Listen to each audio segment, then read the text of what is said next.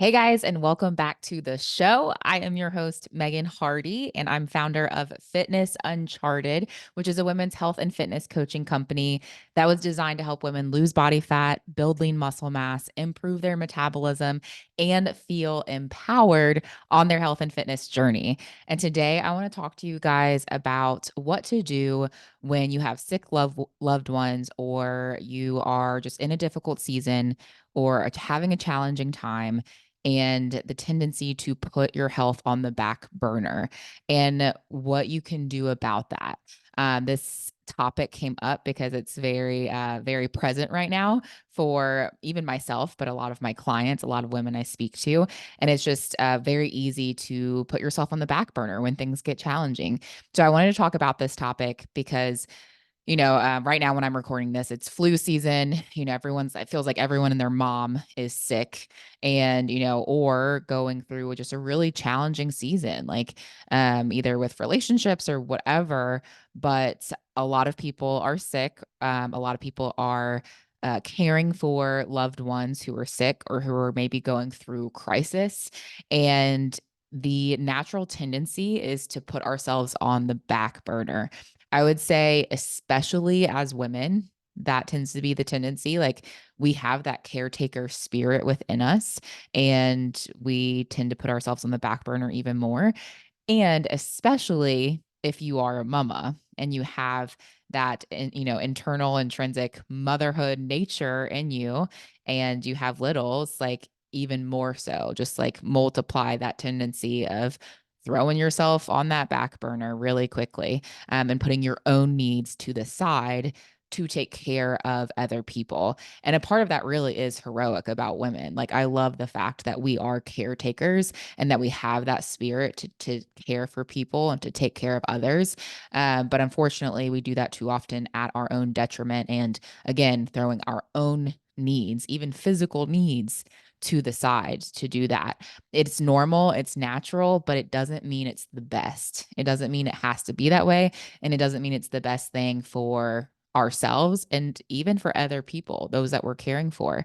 So, one example I just wanted to give you guys was, and the reason for this episode, this podcast topic, was because of a message recently that one of my co-coaches got from one of her clients, one of our clients, who said, she messaged and was like, "Hey, my son has just been really sick, like really, really sick, especially this last week. So I'm kind of just putting a pause on my health and fitness goals right now, to take care of him." And that message, while I understand the intent, I think there's something to be said about releasing that pressure on yourself of, like, especially if you do have health and fitness goals or you're setting kind of these next level goals, to like release that pressure of like, okay, that's not a top priority right now.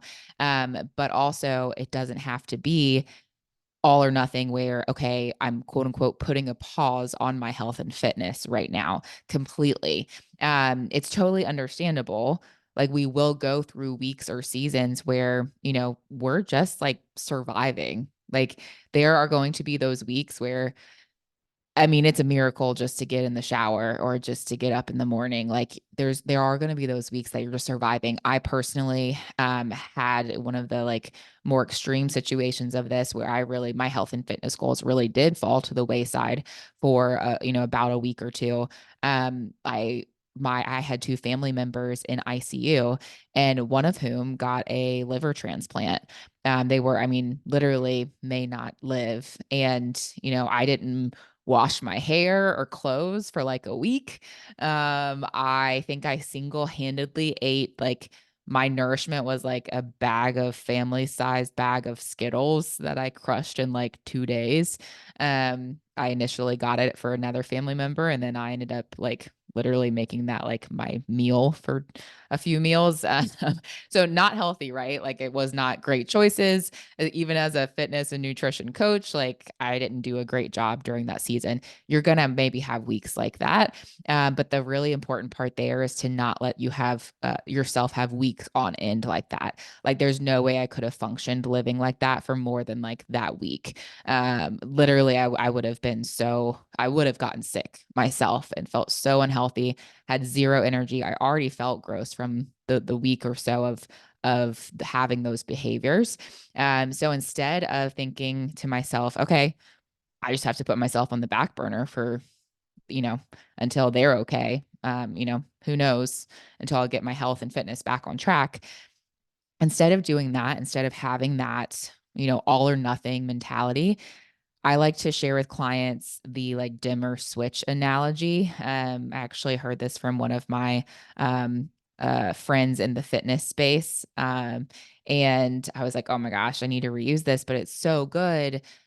It doesn't have to be all or nothing. Think of it like a light dimmer. So like on the wall, if you have your light switch and you have the dimmer option, so you can turn it up or you can turn it down. Like think of your health and fitness as like falling on that dimmer switch where sometimes you're going to turn the switch up and you're going to turn things up a notch because, life's going good because you have the mental and emotional and physical energy and capacity because you're like focused, laser focused, and you can be heads down on your fitness goals. And then other times in seasons of, having sick kids or having loved ones in crisis or, just having your own mental, emotional battles or struggles, sometimes you have to turn that dimmer switch down.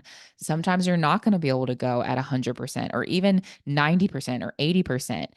Towards your health and fitness goals. I actually had another client who graduated this past year from our program, and she had reached out to me and messaged and was like, "Hey, Megan, what's your advice, or what do you do when you're grieving, I'm really just struggling." She lost a loved one and she's like, "I'm really struggling with grief. Like what should I do?" And she had made amazing progress on her fitness goals during our program, and then even on her own after our program, which is the goal for all of our clients. We're like, it should really just be a continuation after you graduate. Like you should know what to do on your own after.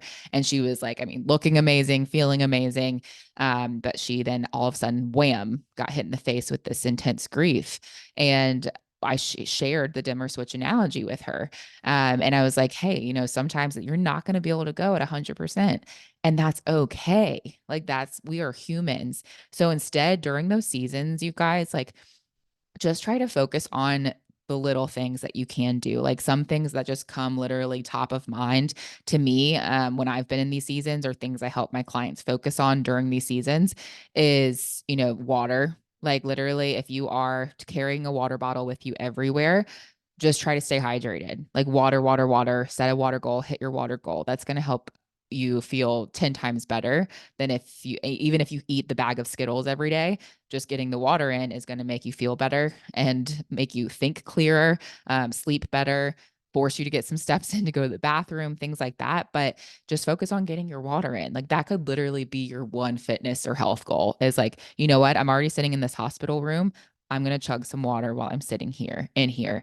It doesn't really have to add any other time to your day or be anything special. Just like drink water. And if you want another leg up, add some electrolytes to that, even better. But drink water, like think, fruits and veggies. Like just try to eat fruits, veggies, and lean protein sources, especially if you're someone who's tracking macros. Maybe you're not tracking macros this week. Like if you're having a kid who's projectile vomiting on you every other hour and, like you're cleaning up poop off the walls, yeah, I'm probably not going to be tracking my macros that week. So instead of eating the kitchen fridge or eating the bag of Skittles every day, just go, you know what? I'm not going to track macros this week, but I am going to I'm not going to buy a bunch of junk to have in the house. I'm going to buy fruits and veggies, and I'm just going to eat fruits and veggies and lean protein sources to my heart's content. That's it. Like I'm just going to try to go for whole foods that are going to nourish me, that are going to make me feel good. And I'm not going to try to be a macro queen this week. I'm not going to even worry about that. That's called that balance. That's going, okay, I don't have to eat Burger King and Wendy's and Skittles every meal, but I also don't have to go to the extreme of like, okay, tracking macros and weighing my food. So find the things that you can do to make yourself feel good. Another one's just like sleep as much as you can. So, that's something maybe this week of intense craziness, maybe you're not getting all your workouts in. Maybe instead, you're just trying to sleep when you can, as much as you can. And maybe instead of workouts, you're still trying to hit some steps or a stand goal. Like again, if you're someone who is stuck in the house with sick kids, or you are stuck in a hospital room with someone, like just try to stand more instead of sitting. Do little like run in place, like do little calf raises while you're in there, little body squats, or like pace, walk around the room, like just get some movement in to make yourself feel good. Don't look at it as like this extra thing you have to do, or like, and also definitely don't shame yourself for not hitting your normal step goal or not getting the workouts in. Like, just find those things that you can do that are like literally with the intent of, I want to make myself feel better. And I know for me personally, if I don't get a certain amount of steps in, like if I look at my watch and I have 3,000 steps by the end of the day, my calves and ankles from sitting so much are actually like swollen. Like I need to move my body to like feel good, to feel better, to get blood flow. I think clearer. Like I just need to move. It's not even about, oh, let me build the most aesthetically pleasing body right now or lose body fat. That's just to make myself feel good. So like maybe that's it. Instead of your workouts, try to stand more. Get your steps in, things like that. And at the end of the day, guys, like give yourself grace during these seasons. Like you must extend yourself grace. You're taking care of yourself and other people probably, but don't give yourself a free pass. So that's that fine line of, you know what? I can't prioritize my health and fitness 100% this week. So I'm just going to have the, Burger King plus the fries plus the milkshake plus whatever else I have in my pantry after that. That's the free pass. Or, okay, I can't really get my workouts in this week, but then all of a sudden that turns into 3, 4, 5 weeks of not working out. When things maybe do calm down a little bit or your loved ones aren't so sick anymore, but then we don't get right back on track. So, like, during this process, and if you're in that season, you have to get rid of any self-judgment for giving yourself the grace, but also focus on the things that you can do to make yourself feel your best, like some of those examples I mentioned: water, fruits, veggies, protein, sleep, steps, stand. This is actually the time that your own health really becomes even more important. Like, during these seasons, I had another client who found out that her father was diagnosed with cancer. And she's like, I feel like I need to pause on my health and fitness journey. And we had a heart-to-heart conversation. Like, this is actually the exact time that you really need to prioritize your health and fitness. One, I've been there. We've recently lost a loved one to cancer ourselves in my family.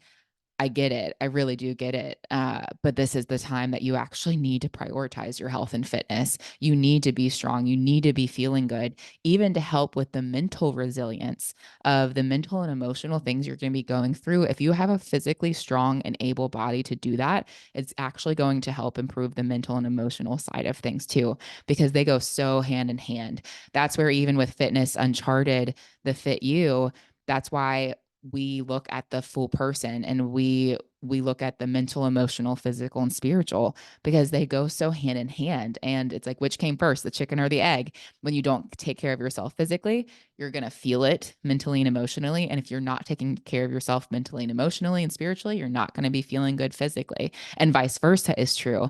So if you can just try to take care of your body in really simple, easy ways, you can also help improve your mental, emotional, and spiritual state as well. And it's kind of like that oxygen mask analogy. I'm sure you guys have heard of it, but I will share it just in case you haven't. But it's like, you can't put the oxygen mask on someone else, right? Like, first, when you're in an airplane, what do they tell you to do?